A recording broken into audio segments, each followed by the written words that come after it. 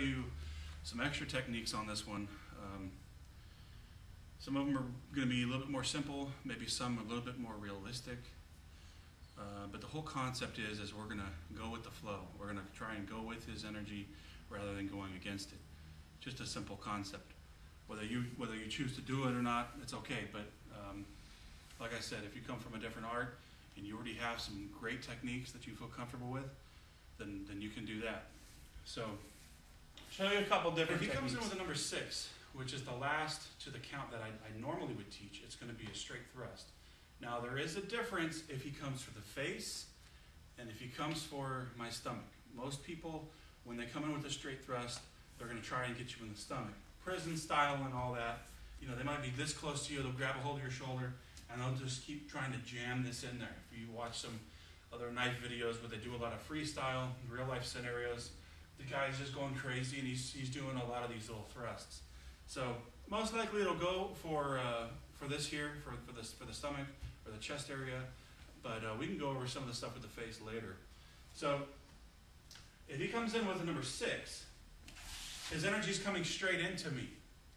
So we got two different options. I could move my body off of the line, which you always usually, it's a good concept that you should do, and I can continue that, or I can try and reverse it somehow, okay? A couple techniques I'll show you is that when he comes in with this number 6, you want 2 hands on. You don't want 1 hand on because, like I said, if he's going to snap in and snap out real fast, there's a poor chance I'm going to actually be able to snatch this wrist. So you want to get 2 hands on. Come in. I've got control of the elbow and I've got control of his wrist. And all you're going to do at this point is you're going to rotate his palm. Where you see me now, I'm going to rotate his palm this way. I'm going to rotate the palm this way. I'm going to rotate my palm up facing me. And I have this other hand, right? Okay, again, very easy. That's keeping it coming the same direction. I'm going to move away from him, but I'm going to keep his wrist moving in that direction.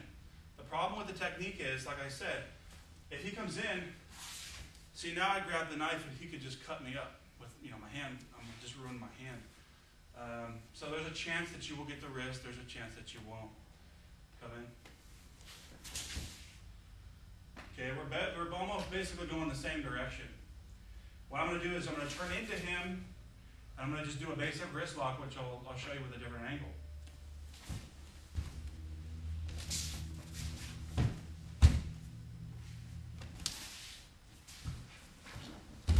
Okay, whether it's a knife or whether it's a punch, there's some schools that will teach you that it's impossible to catch a wrist, or it's impossible to catch a punch.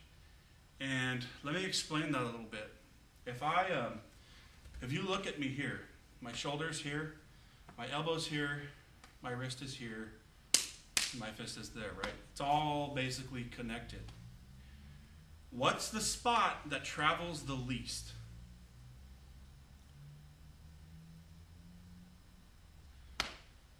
My shoulder is going to travel the least amount of distance. My elbow will then travel a little bit more, my wrist a little bit more, and then my hand. So for him to cover and try and get this, it's going to be pretty hard if I'm doing it very fast. So here, my shoulder maybe moved this much. My elbow moved from here to here. Okay, still very small. My wrist has moved now completely from me all the way to the side of his head.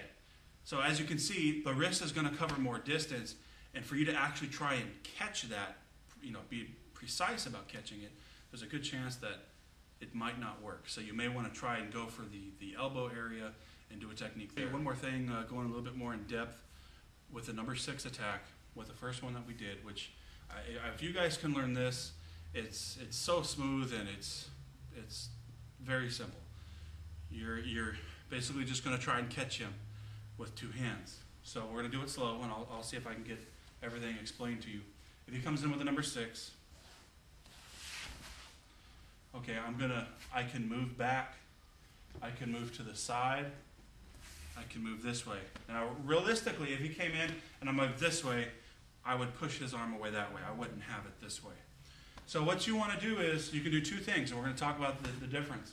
If he comes in, I just shoot my body back, my hips back and my body forward, I'm pretty grounded, and it's going to limit my mobility, and he could do whatever else he wants to do to me. I mean, I could definitely still try and defend myself, but the problem with a lot of motions when you come back like this is you're grounding yourself, and it's just, I mean, you might be safe from getting that cut, from getting cut up, but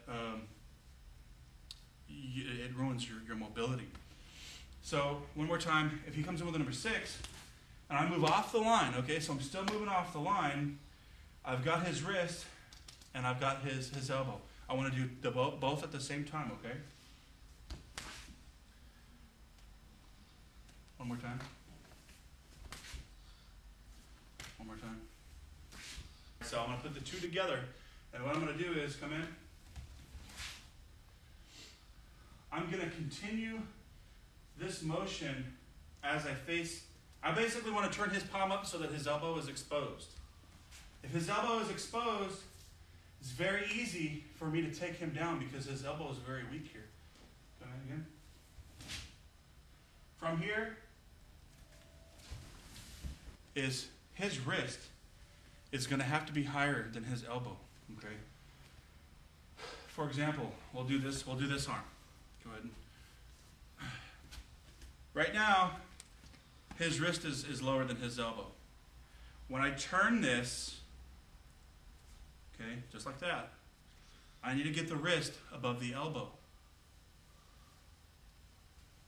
This is number 1, now number 2.